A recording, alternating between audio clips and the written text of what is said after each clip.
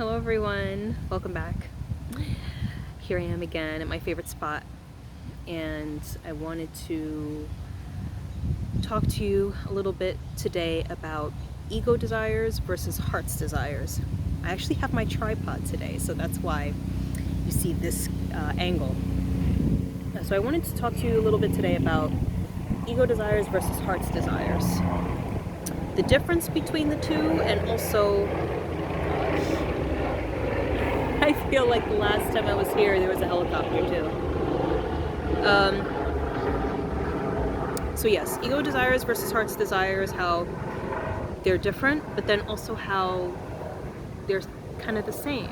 Okay, I know that sounds kind of weird and contradictory, but we'll go through it.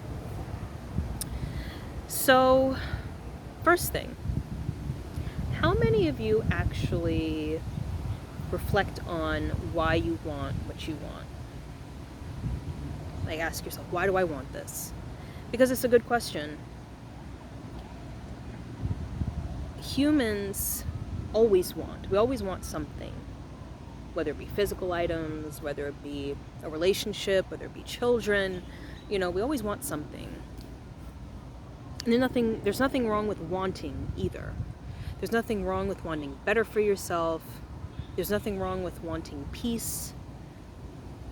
But we have to reflect on why we want what we say we want.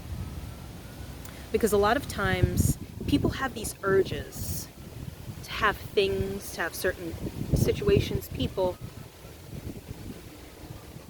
but we don't always pay attention to the outcome of those desires if we were to attain them. Because not all desires are ones that we actually attain. Some of them we don't. But the ones we do attain, a lot of people don't pay attention to the result of those desires being fulfilled. Okay? Because people say they want all kinds of things, but then some of those things actually lead to less than desirable outcomes if we do receive them. And very few people ask themselves why. Why did we want something that ended up disastrous, catastrophic, or just not what we thought it was going to be? Or maybe after we got what we thought we wanted, we ended up feeling empty afterwards. And I would say that for most of humanity, most of our desires have some sort of ego laced in them. They're either laced with ego, or they are ego driven. Which means that the desires that emerge are connected to some sort of yearning to feel valuable, to feel validated, to feel lovable. All of these things. Whether it's a car, a certain kind of relationship, a certain kind of situation, a lot of these things tend to have some sort of ego in them, which means that we have a desire, within that desire, to feel like we're a valuable person, or to feel validated as a human being.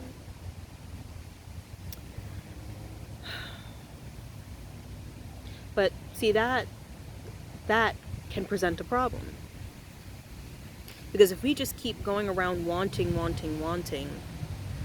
and we don't understand where it's coming from, we may never get to the point of fulfillment, of true fulfillment. And when we have true fulfillment, it's basically what we're truly desiring is what we get. So, what I've noticed about ego desires is that they have a tendency to be very strong. They have a tendency to be really strong. To the point where people will stress themselves out in order to fulfill these desires. They'll try really hard to try to get all the pieces together to make something happen so that their desires can come into manifestation, and they're always really working towards bringing this desire in. there's always, from what I notice, a very strong attachment with either an ego-based desire or a desire that has ego in it. I think a lot of our desires have ego in them. Because there's always a part of us that feels like, what if I don't get it? What does that say about me? What does that say about life? What the hell is going on? Is there some kind of air show or something? There's like, what is happening? I'm concerned. Anyway, yeah, so a lot of our desires have ego in them, so we always fear, what if I don't get it? What does that say about me? What does that say about life? You know, there's always a fear that a part of us will dissolve or become destroyed if we don't get that thing or if we don't have that thing.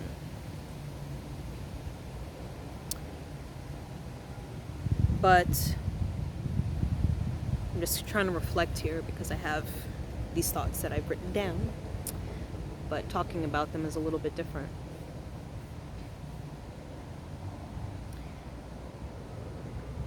So the idea is that with the ego-based desires, it's really a desire to be validated.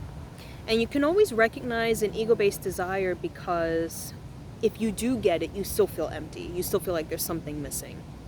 And typically you feel that way because there is something missing. Because whatever you say or whatever you said that you wanted wasn't actually what you were wanting. It was something else, something deeper, something more pure. And I believe that every ego-based desire, underneath the surface of that ego-based desire, is a calling from the soul for you to reconnect to who you really are.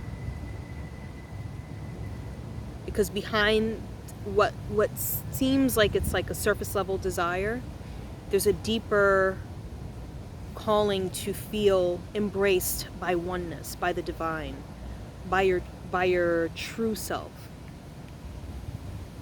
Beneath that is that yearning. And it's valid. Like, yes, there's a part of you that wants that. It may not necessarily be that thing.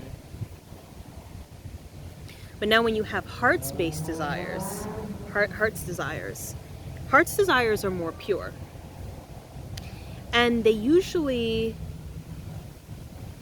emerge and unfold naturally. There's no need for you to manipulate anything, to force anything, to try and make anything happen. Heart's desires pretty much have like a life of their own. They come into being when the time is right. They unfold and evolve in their own timing in such a way that benefits you the most and that benefits all. So heart's desires are part of your natural soul's blueprint. And I believe inherently, if it's something like that, it's a pure heart's desire, it's something that you're meant to have. Because you wouldn't desire it from a deep soul-based place if you weren't going to have it. If it weren't going to be granted to you.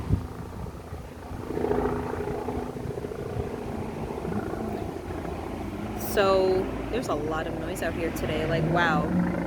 The helicopters and the cars. It's just craziness. So like I was saying before, I feel that ego desires and heart's desires, they have their differences, but they also tend to occur at the same time. Because like I said, I think beneath every ego desire is a heart's desire. There's something that the heart is calling for, and we're not paying attention because we have these layers of perception that are blocking our ability to see what it is that our heart is calling for. We have, our traumas and our wounds and this persona that we've created to deal with the tribulations of life, and it's drawn us away from our heart. So we've kind of lost the ability to see what the heart is actually asking for, what the soul is calling for. And so it translates into things that we can see, physical stuff, certain kinds of people, children, jewelry. Like I said, there's nothing wrong with any of those things. It's not the actual item or the children or the house or whatever. It's about where it's coming from. Why do you want that thing? Do you want it because it makes you feel like you're a better person, like you're a productive member of society?